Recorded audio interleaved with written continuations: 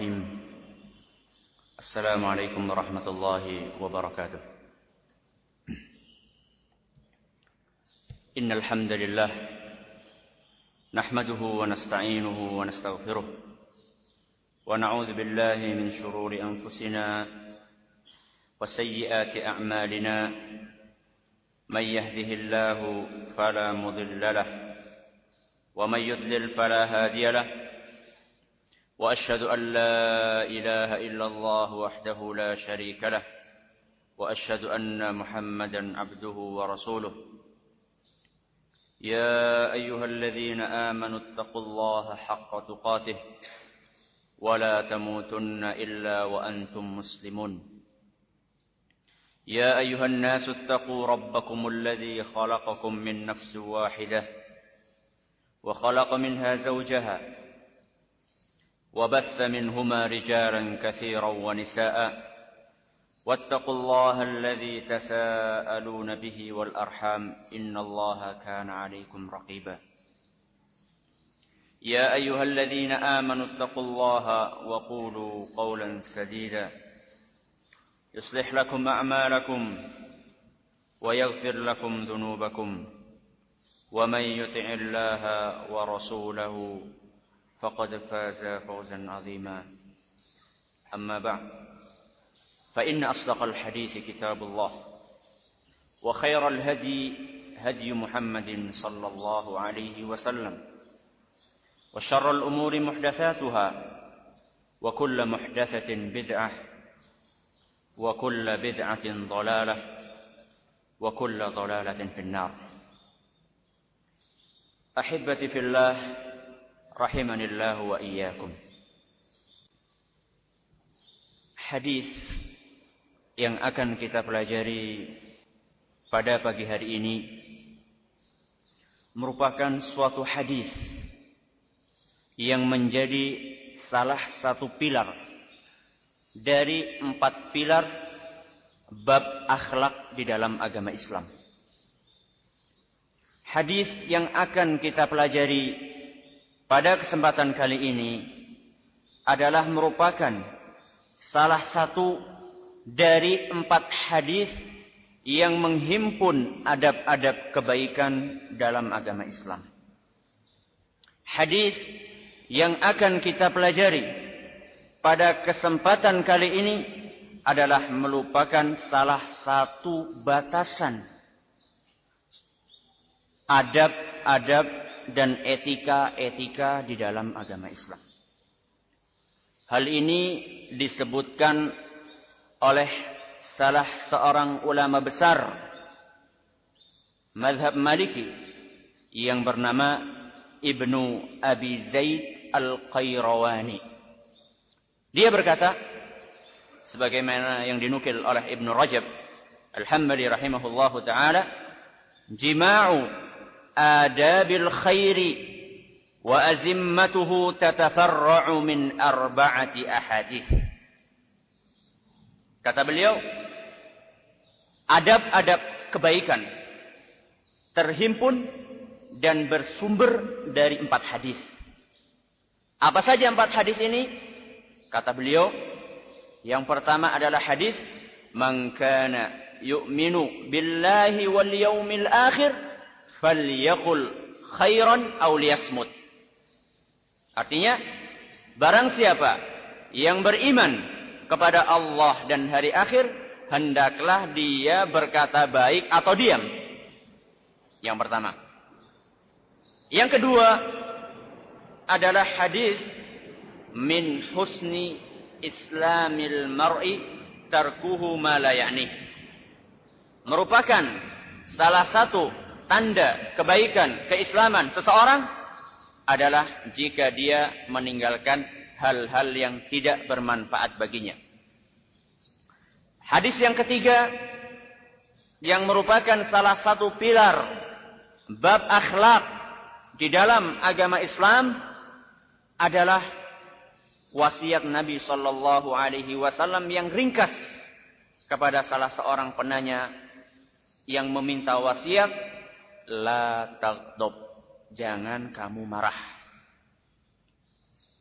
Yang keempat kata beliau, pilar yang keempat adalah al-mu'minu yuhibbu li akhihi ma yuhibbu li nafsihi.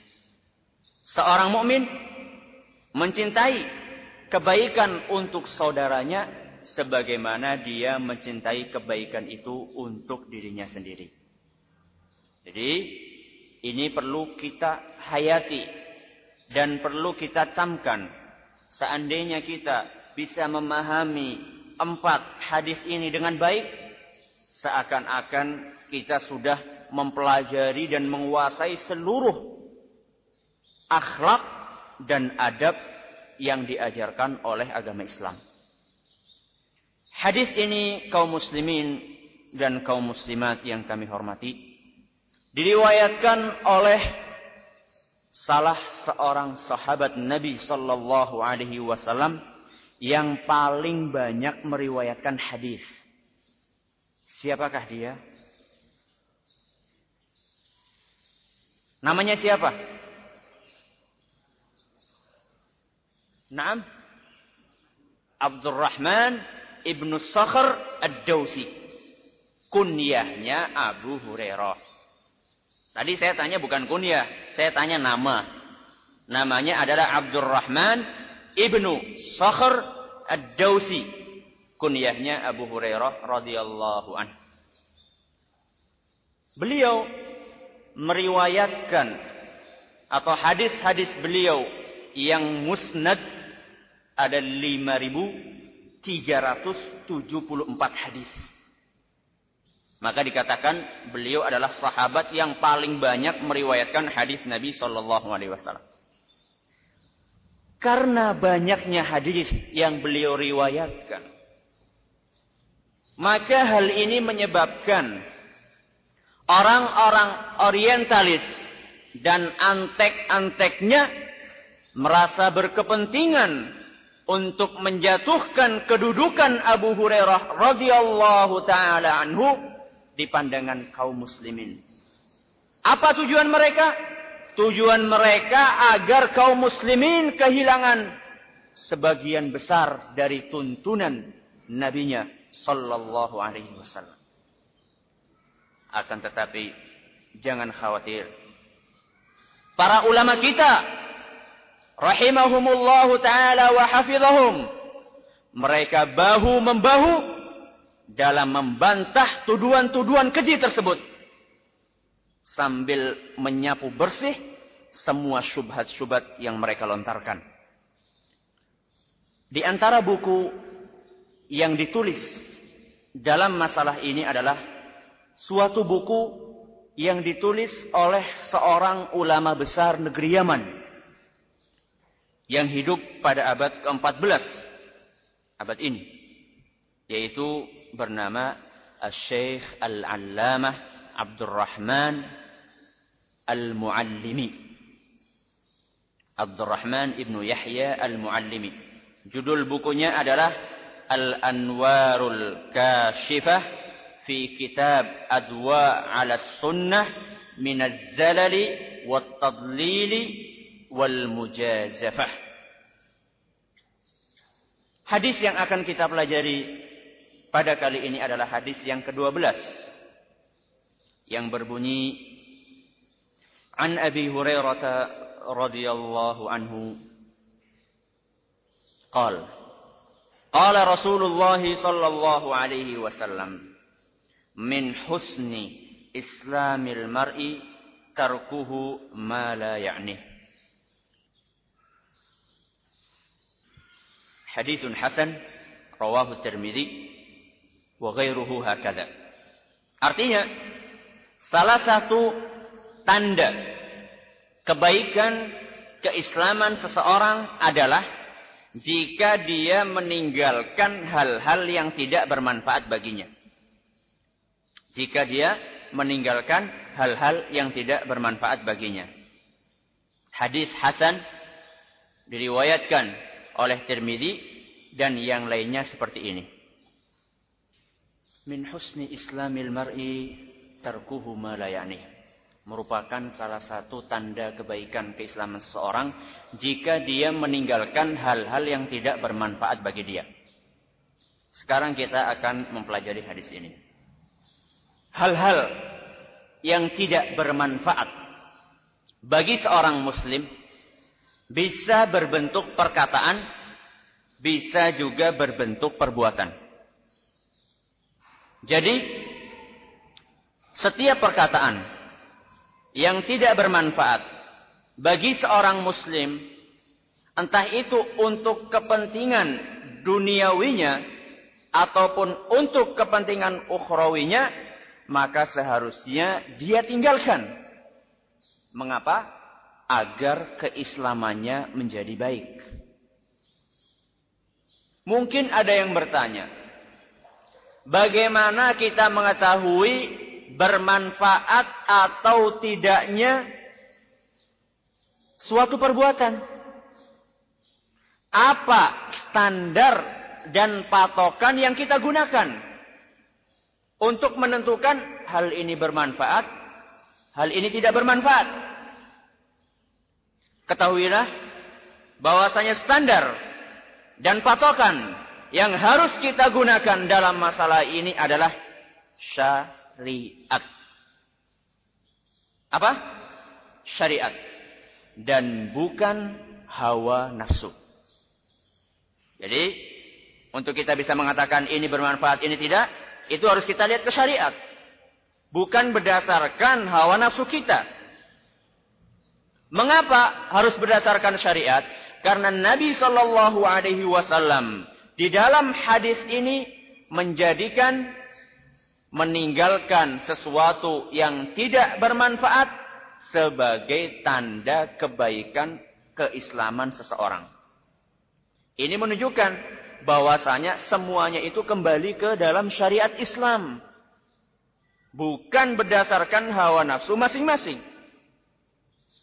Mengapa kami tekankan di sini pentingnya patokan ini? Karena sebagian orang berdalihkan hadis ini, mereka meninggalkan hal-hal yang disunahkan, atau bahkan meninggalkan hal-hal yang diwajibkan dalam agama Islam dengan alasan hal ini tidak bermanfaat. Ini adalah merupakan suatu kekeliruan yang nyata. Maka hati-hati. Insya Allah nanti di akhir pembahasan hadis ini akan kita berikan contoh kekeliruan sebagian orang dalam memahami hadis ini. Adapun sekarang, maka kita akan memberikan contoh hal-hal yang tidak bermanfaat bagi seorang muslim.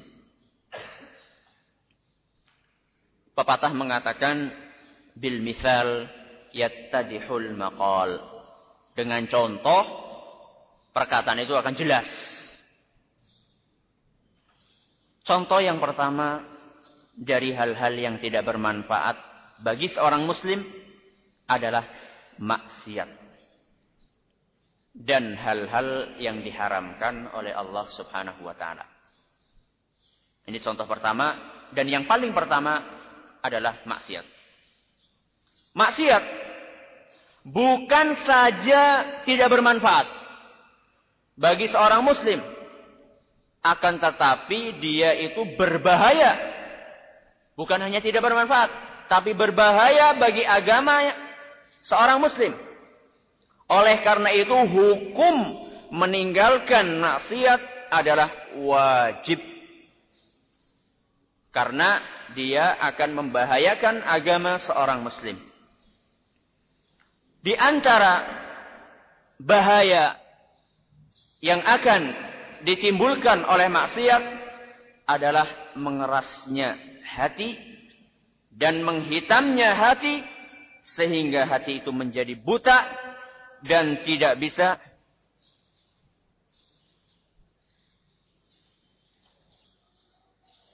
mau dilanjutkan atau nunggu sampai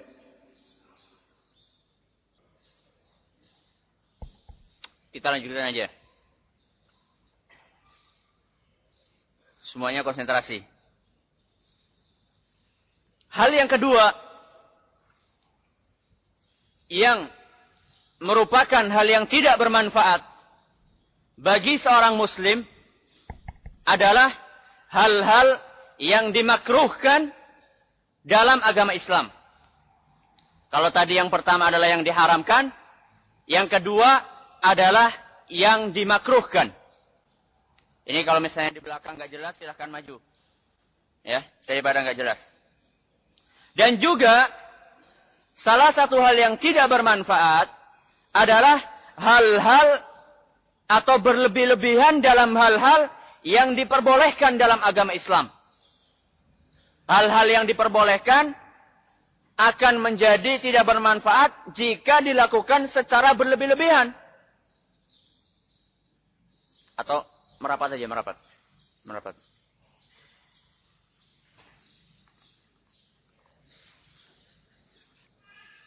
Di antara hal-hal atau sesuatu anggota badan yang harus mendapatkan porsi perhatian kita yang terbesar adalah lisan kita. Dalam masalah lisan, Imam Nawawi rahimahullahu ta'ala memberikan suatu petuah yang sangat berharga bagi kita semua. Beliau berkata dalam kitabnya Riyadhus Shalihin, "I'lam annahu yanbaghi likulli mukallafin an yahfadha lisanahu an jami'il kalam."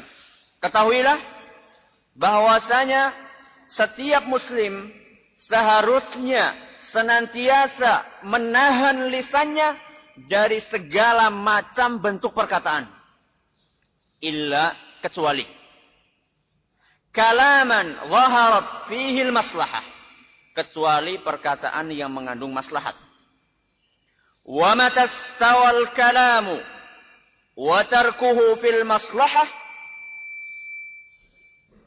jikalau suatu ketika maslahat antara mengucapkan perkataan dengan tidak mengucapkan perkataan tersebut sebanding, saat itu apa yang harus kita kerjakan? Kata beliau, fasunnatul imsaku an. Yang disunahkan adalah tidak mengucapkan perkataan tersebut. Seandainya maslahat untuk mengucapkan dan maslahat untuk meninggalkan sebanding, saat itu kata beliau sunnahnya adalah meninggalkan perkataan tersebut. Kenapa?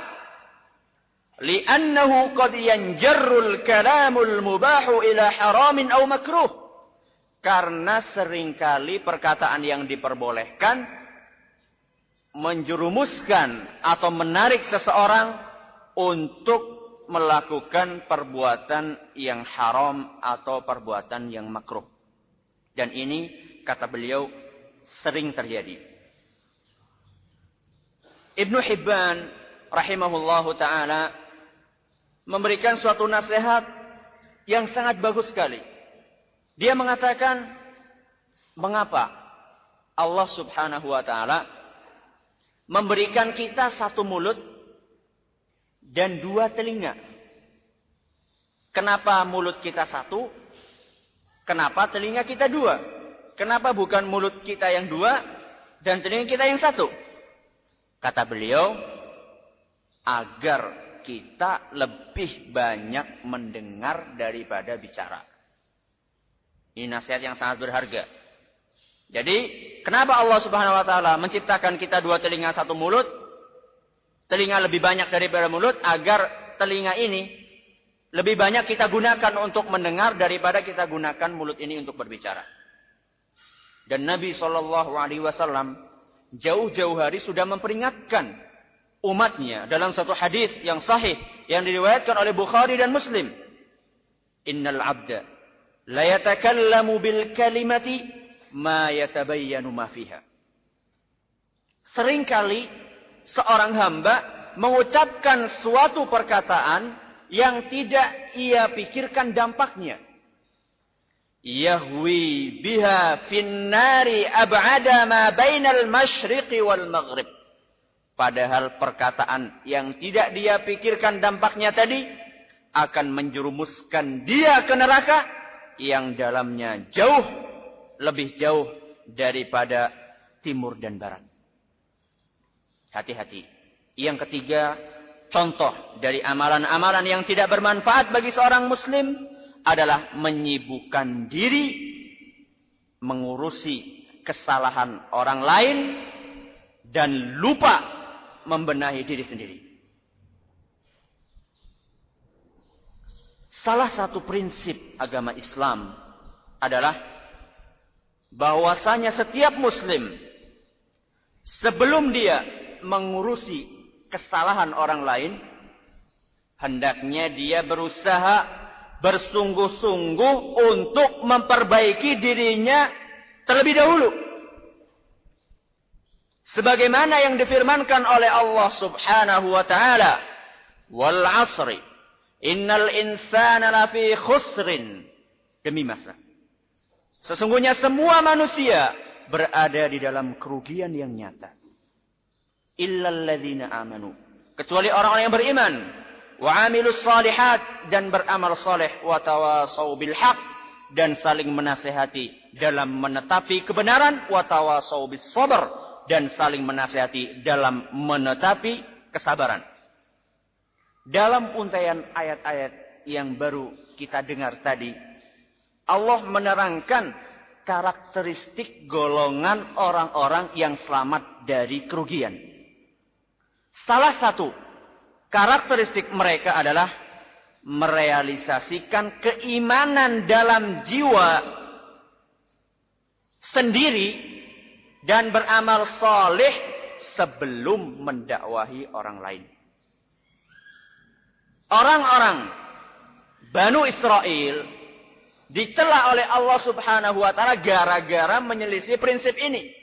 Sebagaimana yang disebutkan di dalam surat Al-Baqarah ayat 44, "Atamuruna an-nasa bil bir?" Mengapa kalian menyuruh orang lain untuk kebaikan? Wa tansawna anfusakum. Akan tetapi kalian lupa dengan kewajiban diri kalian sendiri. Wa antum tatlunal kitab, padahal kalian membaca Alkitab. Afala ta'qilun, apakah kalian tidak berpikir? Oleh sebab itu, sebelum kita berusaha untuk mengurusi kesalahan orang lain, mari kita membenahi diri kita terlebih dahulu.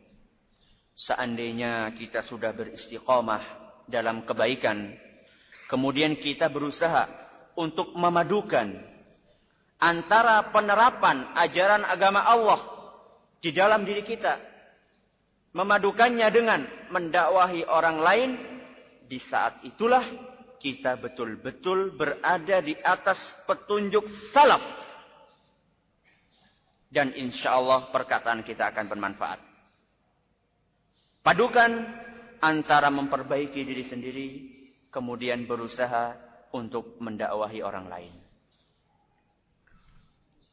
Telah disinggung di awal pembicaraan tadi, tatkala kita menerangkan standar yang kita gunakan dalam menentukan bermanfaat tidaknya suatu perbuatan, kekeliruan orang dalam memahami hal-hal yang bermanfaat atau tidak. Di antara kekeliruan mereka, sebagian orang meninggalkan amar ma'ruf dan nahi mungkar dengan alasan hal tersebut tidak bermanfaat baginya. Benar nggak kira-kira ini? Salah, benar salah. Salah. Mengapa? Karena amar ma'ruf itu bermanfaat. Loh, kata siapa bermanfaat? Karena amar ma'ruf diperintahkan oleh Allah Subhanahu wa taala. Setiap yang diperintahkan oleh Allah Subhanahu wa taala itu pasti penting dan bermanfaat. Salah satu ayat yang memerintahkan amar ma'ruf nahi mungkar adalah surat Ali Imran ayat 104. Wal takum minkum ummatun yad'una ilal khairi wa ya'muruna bil ma'rufi wa yanhauna 'anil munkar. Kata Allah Subhanahu wa taala, hendaklah ada di antara kalian sebagian umat yang menyeru kepada kebajikan, menyuruh kepada kebaikan dan mencegah dari kemungkaran. Contoh yang lain. Sebagian orang mengabaikan nasihat untuk umat. Gak mau nasihati orang lain. Katanya ini gak bermanfaat bagi saya. Jelas perkataan dia ini amat sangat keliru. Dan bertabrakan dengan ayat-ayat Al-Quran dan hadis-hadis Nabi SAW yang memerintahkan kita untuk membudidayakan nasihat di antara umat. Salah satu bentuk nasihat yang sering dilalaikan, bahkan diperangi oleh banyak orang adalah menerangkan kesalahan dan kesesatan ahlul bid'ah. Ini salah satu bentuk nasihat yang sering diabaikan atau bahkan diperangi oleh banyak orang, menerangkan kesalahan dan kesesatan ahlul bid'ah kepada umat. Tujuannya apa? Tujuannya bukan untuk memuaskan nafsu bicara. Bukan merupakan suatu hobi. Akan tetapi dengan tujuan agar umat ini tidak terjerumus kepada kesalahan dan kesesatan mereka. Ini tujuannya. Jangan sampai salah niat. Para ulama telah berijma atau bersepakat tentang disyariatkannya, bahkan diwajibkannya mengkritik ahlul bid'ah. Dalam masalah ini, untuk lebih luasnya silakan antum baca buku yang dikarang oleh Syekh Rabi' Ibn Hadi Al-Madkhali hafizahullah ta'ala dalam kitabnya Al-Mahajjatul Bayda fi himayati sunnatil gharra min zallati ahlil akhta wa zayghi ahlil ahwa. Siapa yang bisa ngulangi? Enggak ada, enggak apa-apa. Kemudian perlu diketahui, tatkala kita mengkritik ahlul bidah, itu bukan termasuk ghibah atau ngerasani atau menggunjing yang diharamkan. Bukan termasuk ghibah yang diharamkan. Sebagaimana yang disebutkan dan diterangkan oleh para ulama. Antara lain Imam Nawawi sendiri di dalam kitabnya Riyadhus Shalihin. Dan juga ulama-ulama lain menerangkan hal ini. Bahwasanya ini adalah merupakan dispensasi, pengecualian ghibah yang diperbolehkan. Pada asalnya ghibah hukumnya haram. Bahkan sebagian ulama mengatakan dosa besar. Akan tetapi dalam masalah ini para ulama memberikan dispensasi, ada 5 atau 6 hal yang diperbolehkan seorang muslim ghibah. Salah satunya adalah untuk menerangkan kesalahan ahlul bidah. Untuk masalah ini lebih luasnya silakan antum baca buku Mauqif Ahli Sunnah wal Jamaah min Ahlil Ahwa'i wal Bidah karaan Syekh Ibrahim Ibn Amir Ar-Ruhaili hafizahullah ta'ala. Kemudian perlu kita camkan baik-baik. Tatkala kita mengingkari suatu kesalahan dan membantah orang yang terjatuh ke dalamnya, kita perlu memperhatikan norma-norma yang sudah digariskan oleh agama Islam. Ini penting.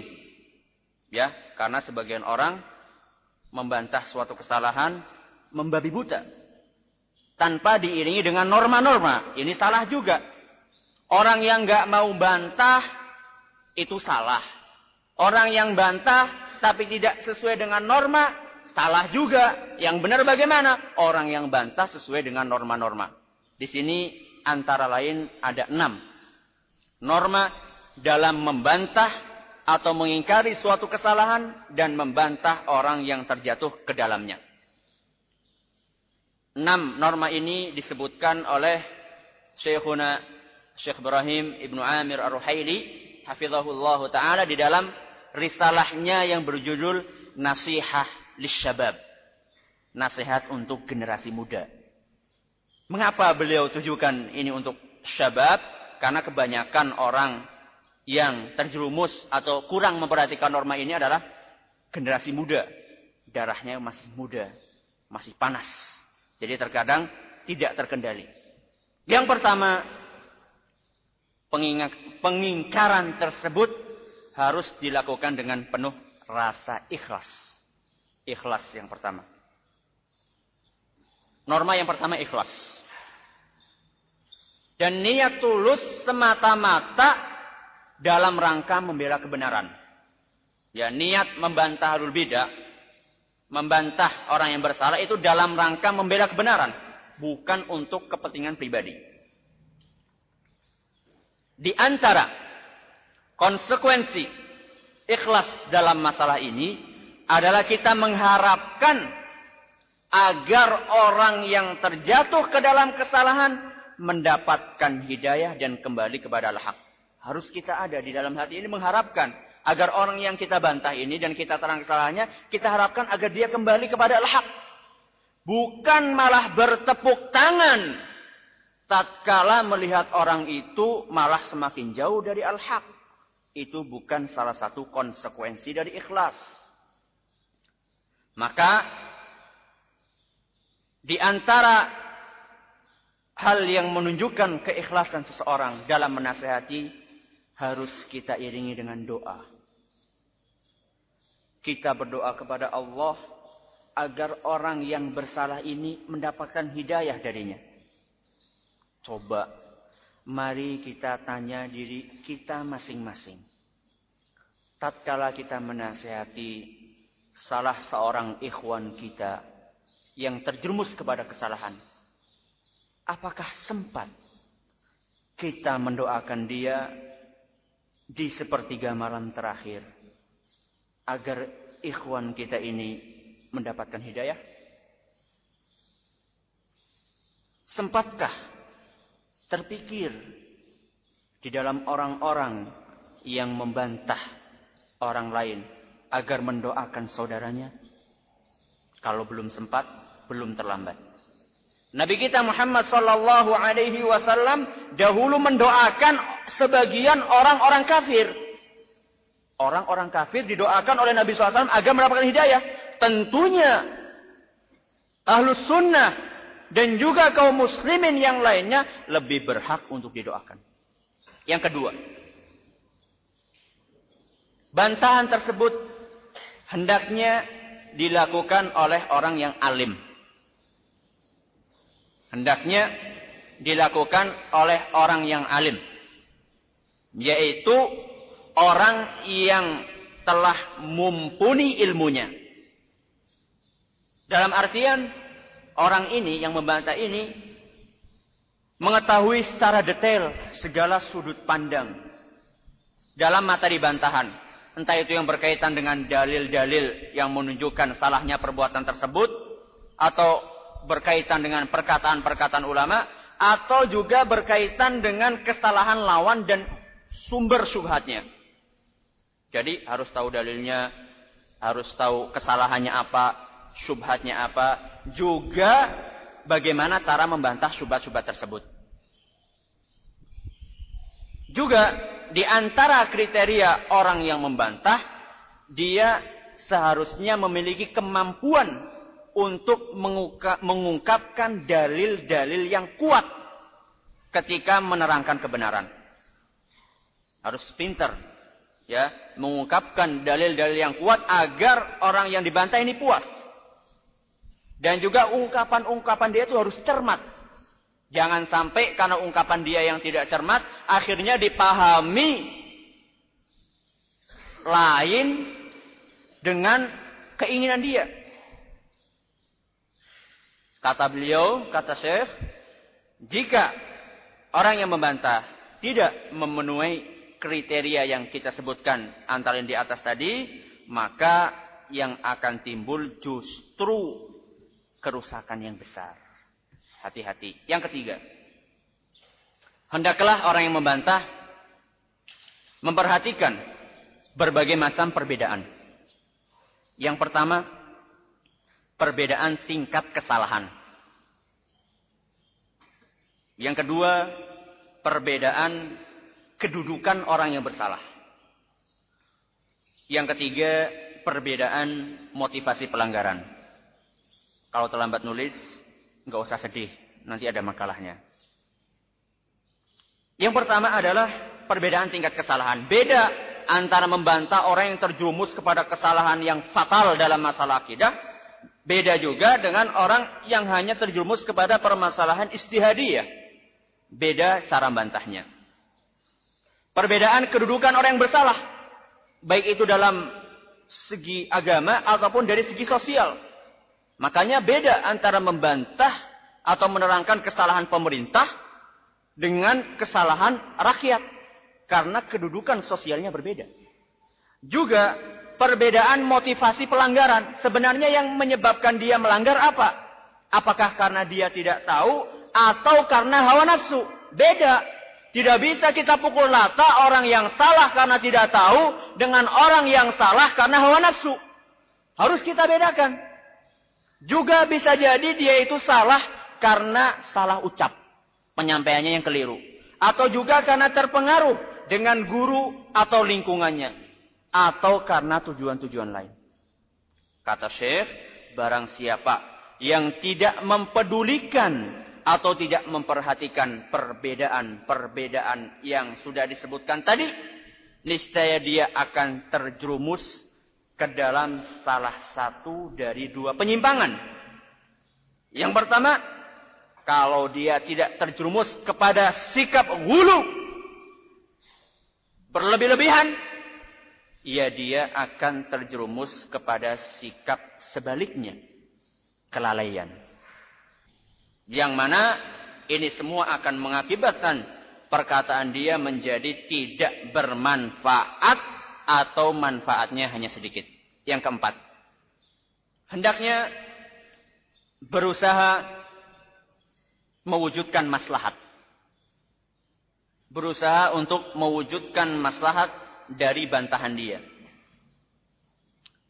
Maka, kata Syekh, seandainya bantahan tersebut justru mengakibatkan kerusakan yang lebih besar daripada kerusakan kesalahan yang akan dibantah, saat itu tidak disyariatkan untuk membantah. Dalam masalah ini dan masalah-masalah lainnya, Syekhul Islam Ibnu Taimiyah rahimahullahu taala memberikan suatu kaidah yang sangat berharga.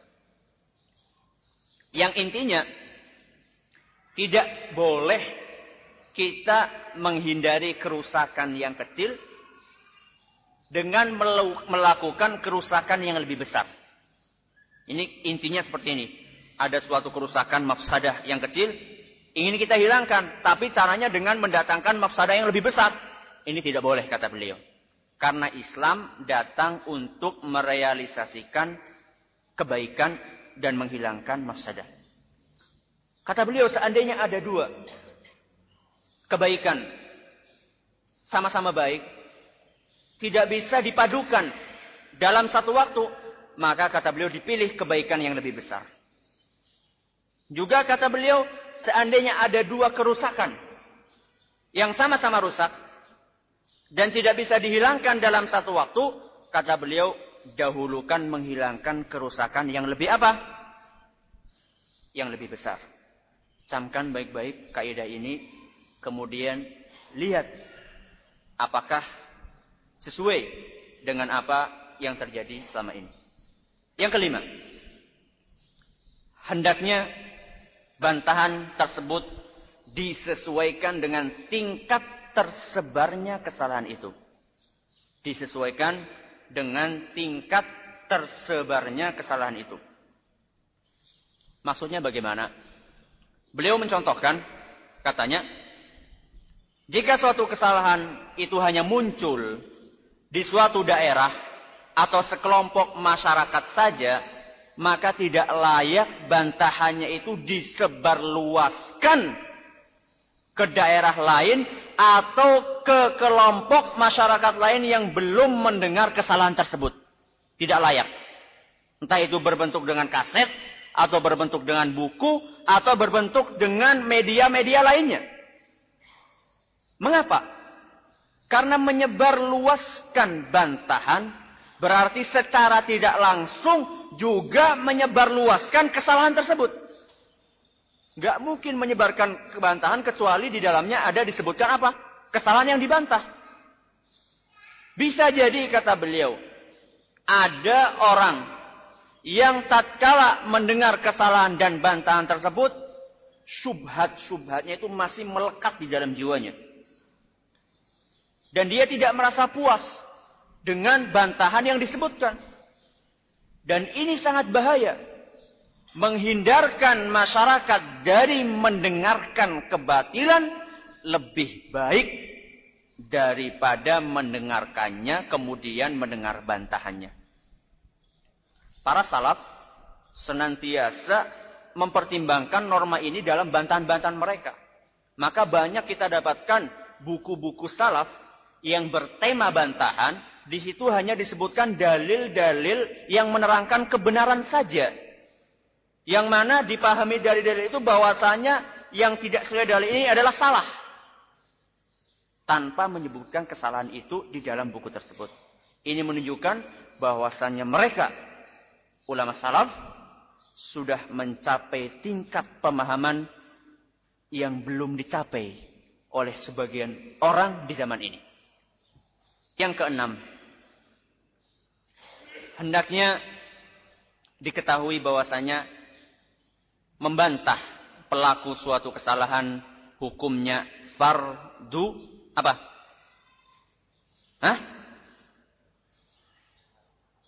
Fardu kifayah, fardu ain. Mana yang benar? Kifayah. Siapa yang fardu ain angkat tangan? Enggak ada, fardu kifayah. Hukumnya apa? Fardu kifayah. Artinya apa?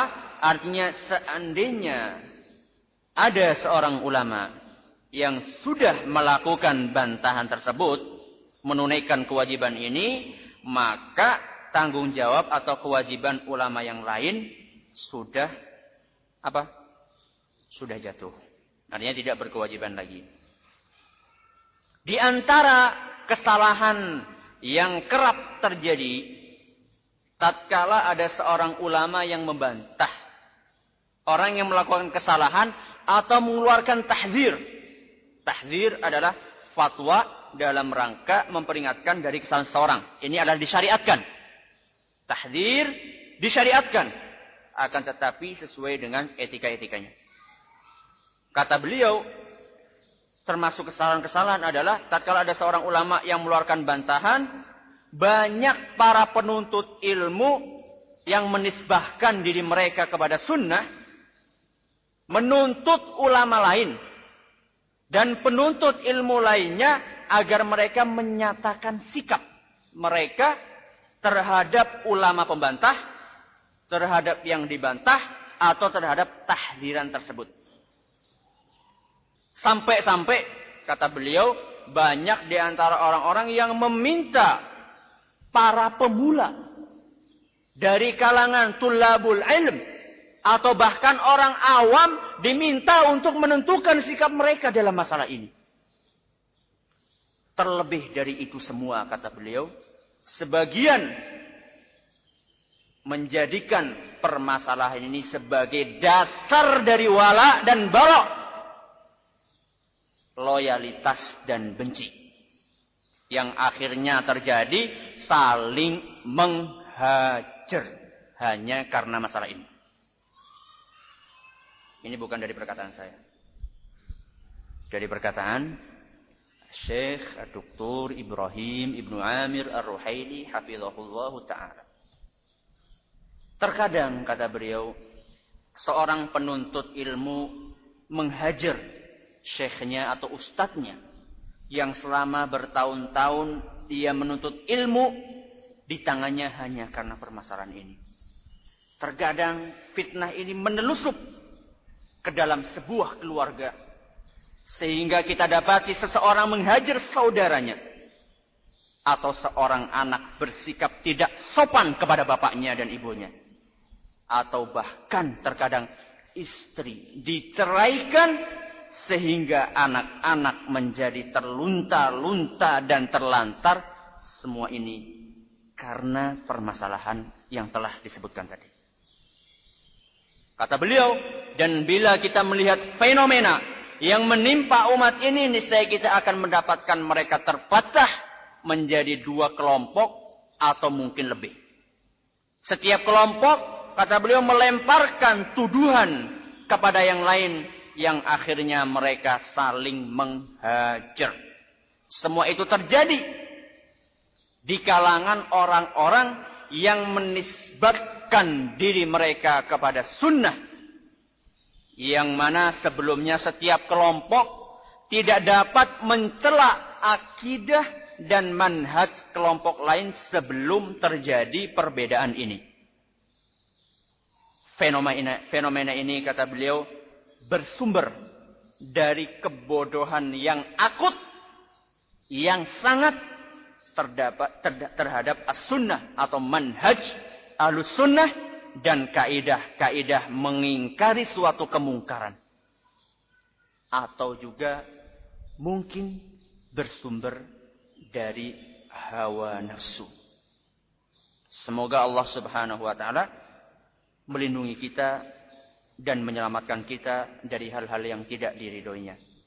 Di antara permasalahan yang dapat kita ambil dari hadis ini adalah bahwasanya kita berkewajiban untuk menyibukkan diri kita dalam hal-hal yang bermanfaat. Jangan sampai kita menyia-nyiakan hal yang penting yang berkenaan dengan perkara duniawi maupun perkara ukhrawi.